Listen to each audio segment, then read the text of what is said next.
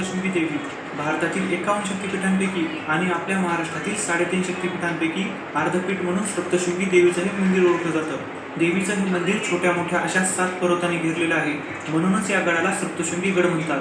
सप्तशृंगी गडावर तुम्ही कसे येऊ शकता, इथे जे रोपवे आहे त्या रोपवेचं तिकीट किती आहे, रोपवेचे टायमिंग्स काय आहेत आणि देवीच्या दर्शनानंतर तुम्ही इथे कुठे कुठे फिरू शकता, इथे जेवणाची आणि राहण्याची कशी व्यवस्था आहे, अशी संपूर्ण माहिती या व्हिडिओमध्ये मी तुम्हाला देणार आहे.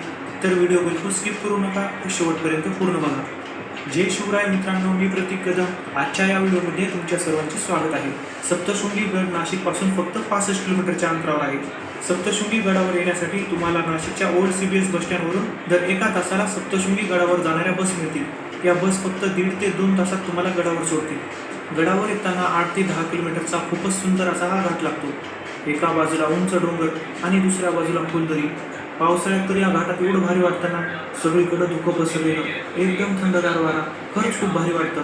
म्हणजे ते म्हणतात ना, ढगात गेल्यासारखं वाटतं, तर सेम तसंच. तुम्ही पण जर देवीच्या दर्शनाला येत असाल तर पावसाळ्यात या, तुम्हाला एक नक्कीच वेगळा अनुभव मिळणार आहे. मित्रांनो, मंदिरापर्यंत जाण्यासाठी तुम्हाला 2 ऑप्शन आहेत. एक तर तुम्ही 450 पायऱ्या सोडून मंदिरापर्यंत जाऊ शकता आणि दुसरा ऑप्शन आहे रोपवेने.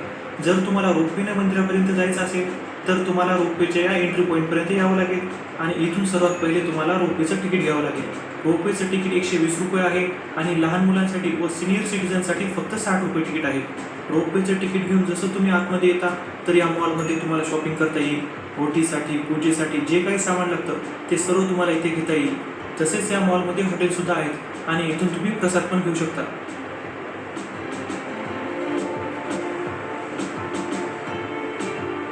मित्रांनो, हा रोपवे आपल्या देशातील पहिला आणि एकमेव फनिकुलर रोपवे आहे, जो आपल्याला फक्त सप्तशृंगी गडावरच पाहायला मिळतो.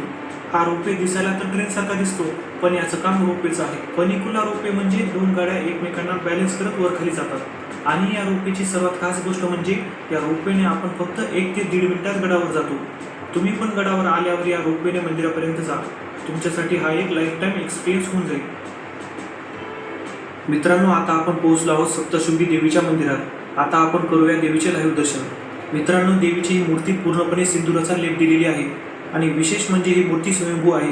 स्वयंभू म्हणजे पूर्णपणे नैसर्गिकरित्या निर्माण झालेली. देवीला 18 भुजा आहेत आणि प्रत्येक हातात एक वेगळं शस्त्र आहे महिषासुराचा वध करण्यासाठी. असं सांगितलं जातं की याच गडावर देवीने महिषासुराचा वध केला होता. आजही इथल्या एका डोंगरावर एक मोठं छिद्र तुम्हाला दिसतं. असं म्हणतात की जेव्हा देवीने महिषासुराचा वध करण्यासाठी त्रिशूळाने प्रहार केला होता तेव्हा हे छिद्र तयार झालं होतं, जे आपल्याला आजही या शिखरावर पाहायला मिळतं. चैत्र आणि अश्विन नवरात्रीला इथे मोठी जत्रा भरते आणि एका वर्षात आपल्याला देवीची 2 वेगवेगळी रूपे पाहायला मिळतात. आणि असं म्हणतात की छत्रपती शिवाजी महाराज सुरत मोहिमेपूर्वी सप्तशृंगी देवीच्या दर्शनाला आले होते. मित्रांनो, देवीचे बरेच भक्त आजही पायऱ्यांनी चालत मंदिरापर्यंत जातात. जर तुम्ही पायऱ्यांनी जायचं ठरवलं तर इथे जवळपास 450 पेक्षा जास्त पायऱ्या आहेत आणि जर गर्दी नसेल तर या पायऱ्या चढायला तुम्हाला मोजून 30 ते 40 मिनिट लागतात. आणि जर तुम्हाला या पायऱ्यांनी वर जाता येत नसेल तर तुम्ही रोपवेने सुद्धा मंदिरापर्यंत जाऊ शकता.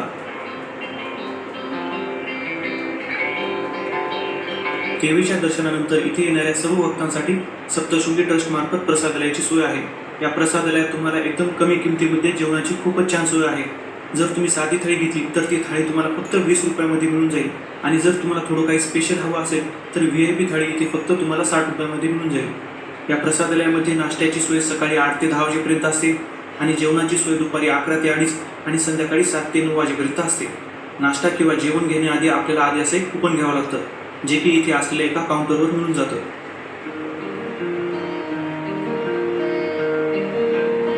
मित्रांनो, आता आपण आलेलो आहोत शिवालय तलावावर, ज्याला शिवालय कुंड किंवा शिवालय तीर्थ सुद्धा म्हणतात. या तलावाचं पाणी खूपच पवित्र मानलं जातं, त्यामुळे देवीच्या दर्शनाला येणारे बरेच भक्त या कुंडात स्नान करूनच देवीच्या दर्शनाला जातात. हे शिवालय तीर्थ देवीच्या मंदिरापासून फक्त 10 मिनिटाच्या अंतरावर आहे. पण एवढंच नाही, या तलावाच्या मागच्या बाजूला इथला सर्वात सुंदर व्ह्यू पॉईंट आहे. इथून तुम्हाला खूपच सुंदर असा हा हिरवागार डोंगर दिसतो आणि इथूनच मार्कंडे पर्वताचं सर्वात जवळून दर्शन होतं आणि याच पर्वतावर मार्कंडे ऋषी तपश्चर्या करत होते, म्हणूनच या पर्वताला मार्कंडे पर्वत असेही म्हणतात. एका पुरातन कथेनुसार मार्कंडे ऋषी सप्तशृंगी देवीला पुरातन कथा आणि श्लोक सांगत असत. म्हणूनच असं म्हटलं जातं की सप्तशृंगी देवीची मूर्ती मार्कंडे पर्वताकडे थोडीशी झुकलेली आहे. मित्रांनो, शिवालय कुंडाच्या मागच्या बाजूला हा सतीचा कडा आहे. एका पुरातन कथेनुसार देवीच्या एका भक्ताने नवस केला होता आणि नवस पूर्ण झाल्यावर बैलगाडीने गडावर येताना एका दुर्घटनेत बैलगाडी 12,000 फूट दरीत गेली होती. पण सप्तशृंगी देवीने तिथे प्रकट होऊन त्या भक्तांना वाचवलं आणि त्या भक्तांना वरदान दिलं की जो कोणी माझ्या दर्शनाला येईल तो सर्वात पहिले तुझं दर्शन घेईल आणि नंतरच माझ्या दर्शनाला वर येईल. आणि आजही तुम्हाला या ठिकाणी बैलगाडीच्या चाकाचे निशाण दिसतील. मित्रांनो, शिवालय कुंडाच्या अगदी बाजूलाच हे एक सुंदर महादेव मंदिर आहे. हे मंदिर पूर्णपणे काळ्या दगडाने बांधलेलं आहे, पण काही कारणामुळे सध्या हे मंदिर बंद आहे. तर देवीच्या दर्शनानंतर तुम्ही या ठिकाणी नक्की या, कारण या कुंडाच्या आजूबाजूला बघण्यासारखं खूप काही आहे. इथून तुम्हाला मार्कंडे पर्वताचा पूर्ण व्ह्यू पाहायला मिळतो. तसेच इथे प्रसिद्ध सतीचा कडा आणि जवळच हे महादेव मंदिर सुद्धा आहे. तर देवीच्या दर्शनानंतर तुम्ही या सर्व ठिकाणी नक्की भेट द्या. मित्रांनो, जर तुम्ही सप्तशृंगी गडावर एक दिवस थांबायचा प्लॅन करत असाल तर या ठिकाणी राहण्यासाठी सप्तशृंगी ट्रस्ट मार्फत भक्तनिवास आहेत. तसेच